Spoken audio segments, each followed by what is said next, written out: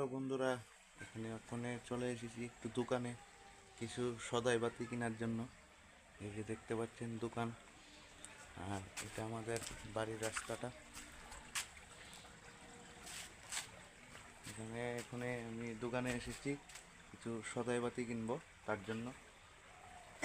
আর এখানে আমার একটা ডন ভাই বসে রয়েছে, দেখতে পাচ্ছেন ডন ভাই। তো হাই দর্শক বন্ধুরা, দোকান থেকে বাড়িতে চলে আসলাম।